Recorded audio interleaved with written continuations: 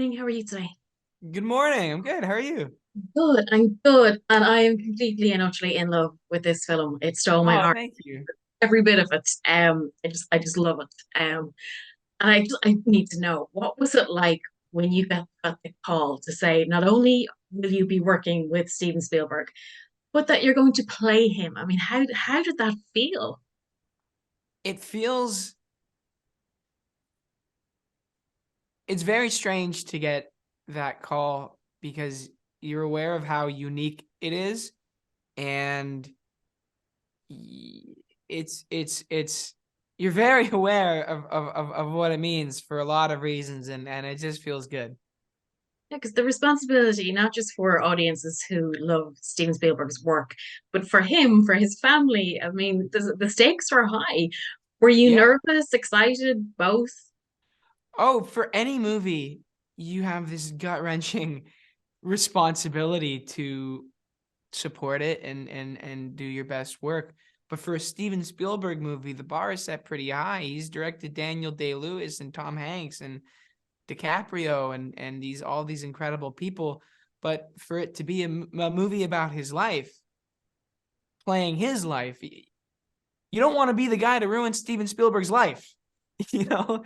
And you don't want to let down Michelle Williams and Paul Dano and Seth Rogen and these masters all around you who you admire. You want to do your best work, and it's intimidating, but it's also really motivating and fulfilling.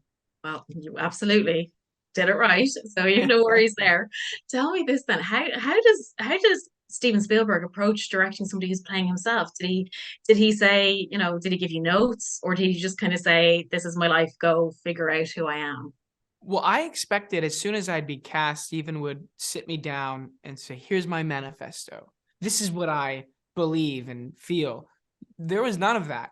And I got nervous, and I realized that he um left it all up to me. So I had to track him down. And in the first meetings with him after I'd been cast, I asked him, "How much of this script really happened to you?" And he said, "All of it." And so I just asked him as many questions as possible to understand what story he wants to tell, and what he went through, and what his perspectives were, and his relationships and his experiences, what they were, and how I can put that into his story, and how he can get everything he needs out of the story he wants to tell. And it was just me asking a lot of questions. The Steven Spielberg we see today is obviously a lot older than the version that you play. So if you're trying to capture his physicality, you can't really work off the man today. So did you study old footage of him, or how did you capture kind of younger him and his physicality? Yeah, nobody knows what he would have behaved like 60 years ago. And in terms of physicality, I did look at old footage of him when he was 16, and his family, and what the dynamic was, and the energies of the people around him, how they may have shaped him, and his posture, and how he stood and walked around, and how he combed his hair and tucked his shirt in, how he smiled. And physically I wanted to resemble him, but behaviorally I just had to interpret um, stories of his life and his experience, and um, utilize that into the script the best I could. And behaviorally it was Sammy Fabelman. Then tell me this. Like you say, you're surrounded by all these veterans, which particularly Michelle Williams and Seth Rogen, they found fame around the same age as you are now. So did they give you advice, both acting, but also how to deal with all the kind of madness that surrounds a film like this? I'm very lucky to be. The cast are very grounded people, and they're all about Paul, Michelle, and Seth. They're all about twice my age, and it's so inspiring to see how they work on set, because it's I see acting as a muscle that you have to train and become strong at. And the longer you spend in the gym and the hours you dedicate to it, the stronger you become. So 20 years from now, because Paul, Michelle, and Seth, they all started the same age I did roughly. And so it's so inspiring because 20 years from now, I may be at their level that I admire so much.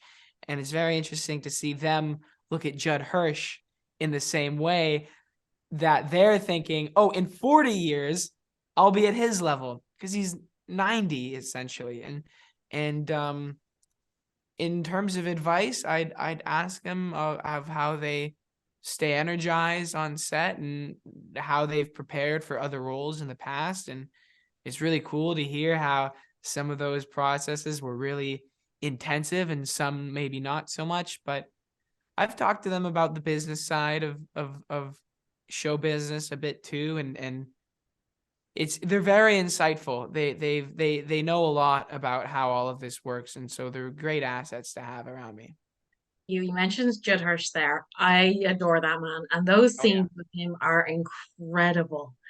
The energy, the pure, he's Yeah. like a force of nature. What was it like filming those scenes?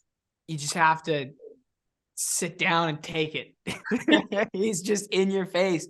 And my character doesn't have so much dialogue. I'm just watching him and being frightened by him. And it was a lot of fun. And it was really cool seeing how he worked with Steven, because he would come up to Steven and give him ideas and pitch him stuff. And Steven would go, oh yeah, that's great. That's great.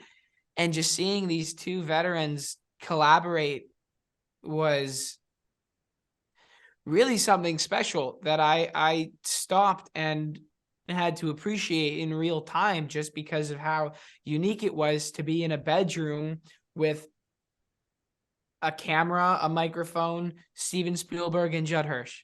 It's really cool. I guess it's one of those moments where you're like, "Am I really here? Is this what?"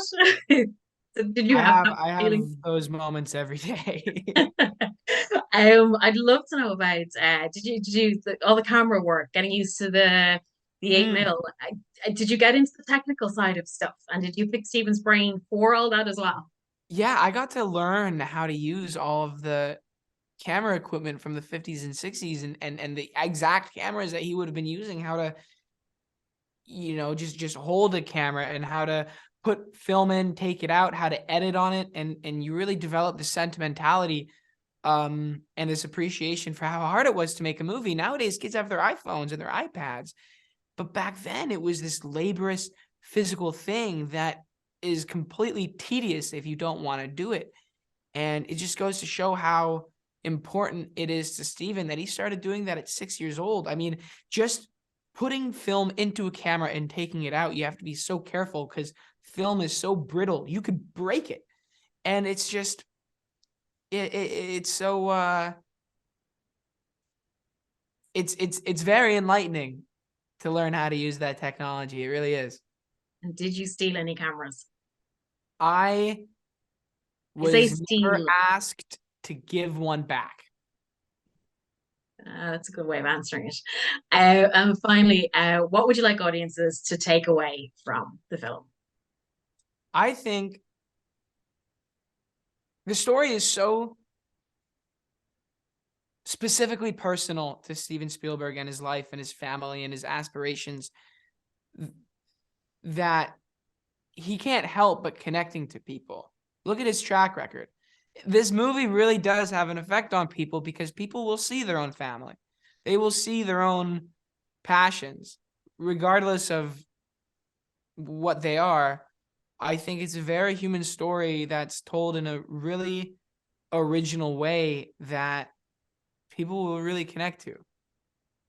Thank you so much for the interview today. Like I said, I loved the film. I can't wait to see it Thank again. you. And best of luck with release.